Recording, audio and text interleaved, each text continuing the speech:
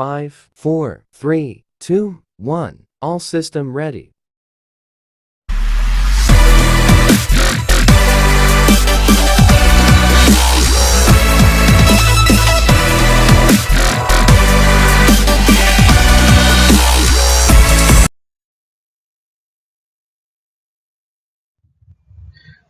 Assalamualaikum warahmatullahi wabarakatuh. Halo teman-teman semuanya, kembali lagi bersama saya Danito Alvarez.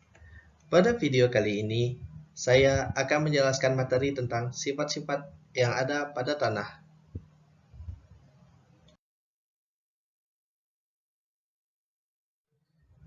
Nah, teman-teman semuanya, tanah memiliki dua sifat. Yang pertama adalah sifat fisik, yang kedua adalah sifat kimia.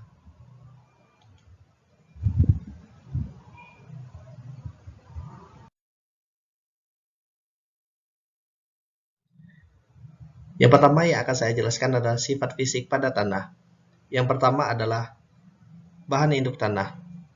Bahan induk merupakan materi utama dari tanah yang dibentuk oleh berbagai faktor melalui proses kimiawi, biologis, dan fisika.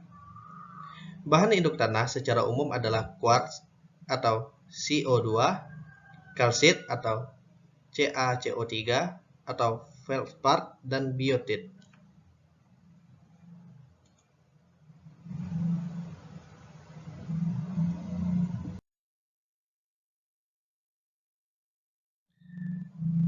Yang kedua adalah tekstur tanah. Komponen mineral dari tanah adalah pasir, lumpur, dan tanah liat. Proporsi dari kombinasi ketiga bahan tersebut akan menentukan tekstur tanah atau menyerupai kombinasi antara tepung, air, dan telur. Hal yang dipengaruhi oleh tekstur tanah mencakup porositas, permeabilitas atau kemampuan menyerap, infiltrasi, dan kapasitas kandungan air. Tanah dan pasir dan lumpur merupakan produk dari material induk yang mengalami proses fisika dan kimiawi. Tanah liat merupakan produk dari pengendapan material induk yang larut sebagai material sekunder.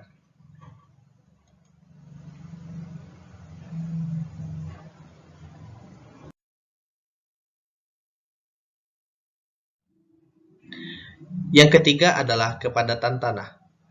Tingkat kepadatan tanah umumnya berkisar antara 2,6 hingga 2,75 gram per cm kubik dan biasanya tidak dapat berubah. Kepadatan partikel tanah yang banyak mengandung material organik lebih rendah daripada tanah yang sedikit mengandung material organik. Tanah dengan kepadatan rendah dapat menyimpan air lebih baik, namun bukan berarti cocok untuk pertumbuhan tanaman. Tanah dengan kepadatan tinggi menunjukkan tingkat kandungan pasir yang tinggi.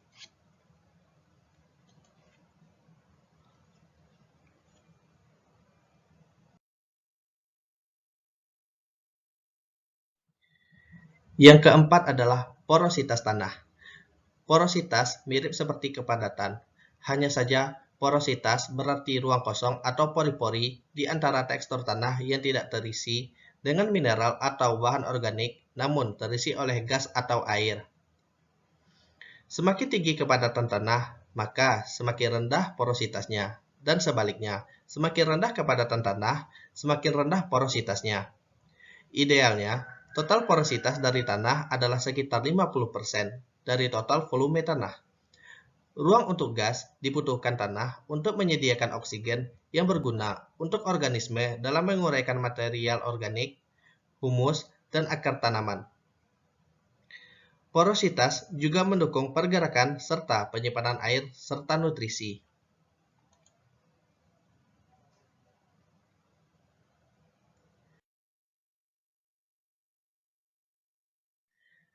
Yang kelima adalah temperatur tanah. Tanah memiliki temperatur yang bervariasi, mulai dari tingkat dingin ekstrim dengan suhu minus 20 derajat Celcius hingga tingkat panas ekstrim mencapai suhu 60 derajat Celcius. Temperatur tanah penting bagi germinasi biji tanaman, pertumbuhan akar tanaman, serta menyediakan nutrisi bagi tanaman tersebut. Tanah yang berada 50 cm di bawah permukaan cenderung memiliki temperatur yang lebih tinggi, sekitar 1,8 derajat Celcius.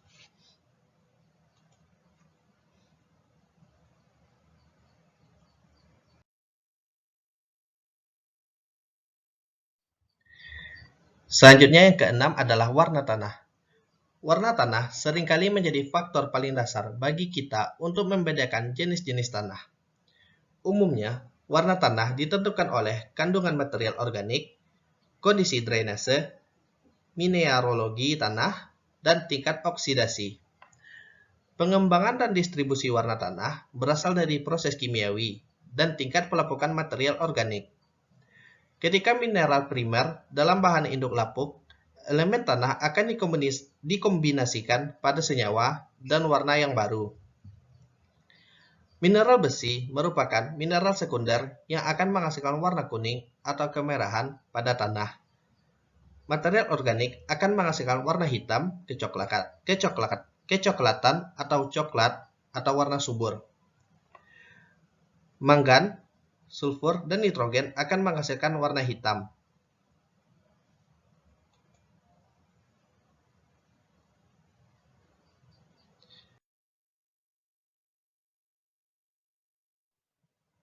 Sifat fisik tanah yang terakhir adalah konsistensi tanah. Konsistensi tanah berarti kemampuan tanah untuk menempel pada objek lain dan kemampuan tanah untuk menghindari deformasi atau berpisah. Konsistensi diukur dengan kondisi kelembapan yaitu kering, lembab, dan basah. Konsistensi tanah bergantung pada tingkat banyaknya tanah liat.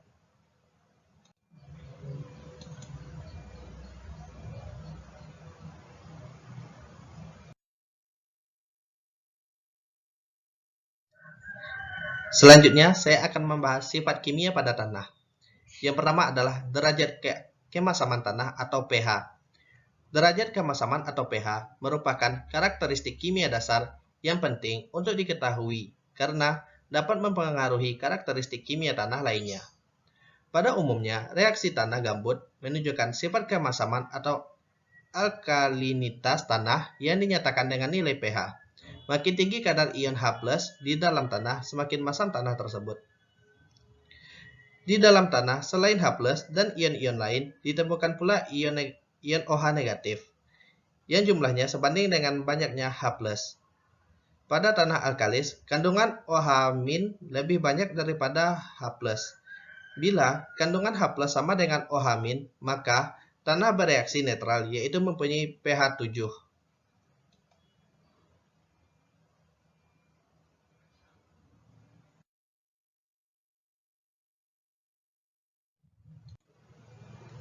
Sifat kimia tanah yang kedua adalah kapasitas tukar cation atau KTK. Kapasitas tukar cation adalah salah satu sifat kimia tanah yang terkait erat dengan ketersediaan hara bagi tanaman dan menjadi indikator kesuburan tanah adalah kapasitas tukar cation atau KTK atau Cation Exchange Capacity atau CEC.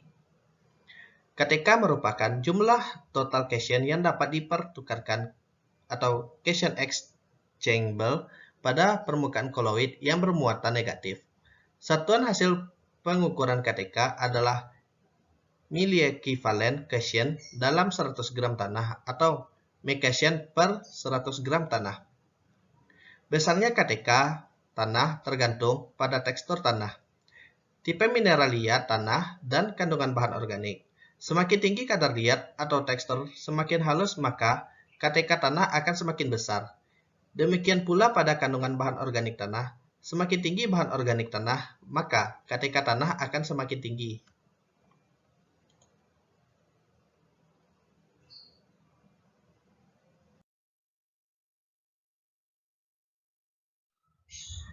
Sifat kimia tanah yang ketiga adalah P tersedia.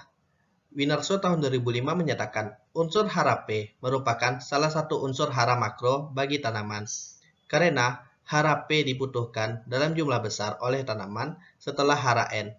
Unsur P diserap oleh tanaman dari tanah dalam bentuk H2PO-4 dan HPO4-2. Kadar hara P tersedia yang tinggi akan menguntungkan bagi tanaman sehingga tanah-tanah demikian cenderung subur. Menurut Istamo tahun 2006 menyatakan bahwa P dalam tanah dominan berasal dari pelapukan batuan, sedangkan P dalam tanah gambut berasal dari P organik. Pada tanah mineral, untuk tumbuhan optimal tanaman memerlukan P sebesar 0,3–0,5% dan 0,04% P dari berat kering tanaman pada tanah gambut.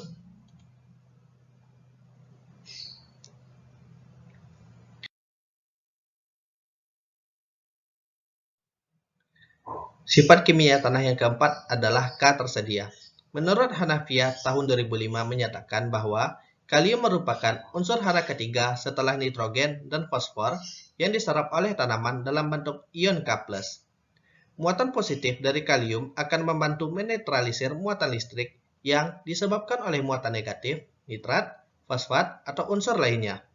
Ketersediaan kalium di dalam tanah dapat berkurang karena 3 hal, yaitu pengambilan K oleh tanaman, pencucian kalium oleh air dan erosi. Kadar kalium tanah jauh lebih banyak daripada fosfor. Sebagian besar dari kalium tanah adalah berada dalam mineral. Kalium dalam tanah yang berasal dari mineral dapat dibebaskan oleh pengaruh asam karbonat. Unsur K rata-rata menyusun 1% bagian tanaman.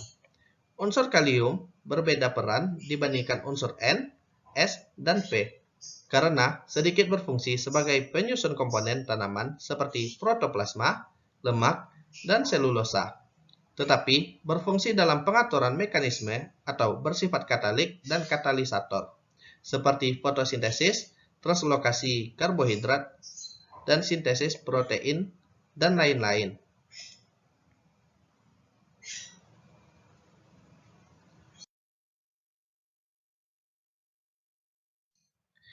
Sifat kimia tanah yang kelima adalah N total. Nitrogen dalam tanah berasal dari bahan organik tanah, bahan organik halus, N tinggi, Cn rendah, bahan organik kasar, N rendah, Cn tinggi. Bahan organik merupakan sumber bahan N yang utama di dalam tanah. Selain N, bahan organik merupakan sumber bahan N yang utama di dalam tanah. Selain N, bahan organik mengandung unsur lain terutama C, P, S, dan unsur mikro. Pengikatan oleh mikroorganisme dan N udara. Nitrogen merupakan unsur hara makro esensial, menyusun sekitar 1,5% bobot tanaman dan berfungsi terutama dalam pembentukan protein. Senyawa nitrogen yang terdapat di dalam tanah saling berhubungan satu sama lain dengan kandungan bahan organik yang terkandung di dalam tanah tersebut. Telah dijelaskan sebelumnya bahwa jika kandungan bahan organik yang terkandung di dalam tanah rendah, maka jumlah senyawa nitrogen di dalam tanah tersebut juga rendah, bahkan tidak ada. Hal ini yang menjadi kekhawatiran terhadap pertumbuhan tanaman yang ada, karena pertumbuhan tanaman tersebut dapat terganggu.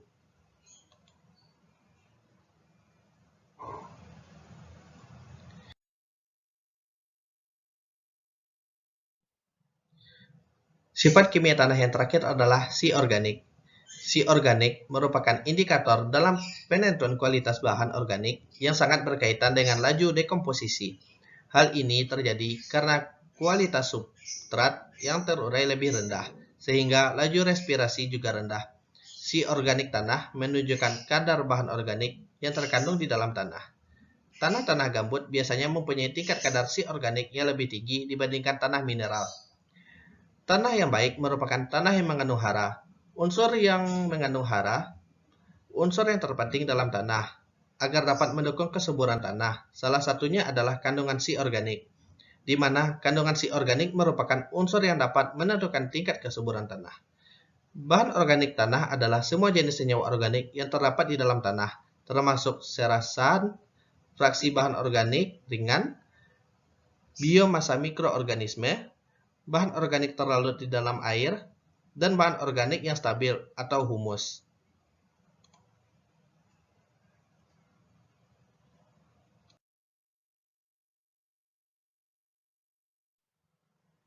Cukup sekian materi yang dapat saya sampaikan pada video kali ini. Semoga apa yang saya sampaikan dapat bermanfaat bagi teman-teman semuanya yang menonton. Cukup sekian dan terima kasih. Assalamualaikum warahmatullahi wabarakatuh. Sampai jumpa di lain waktu.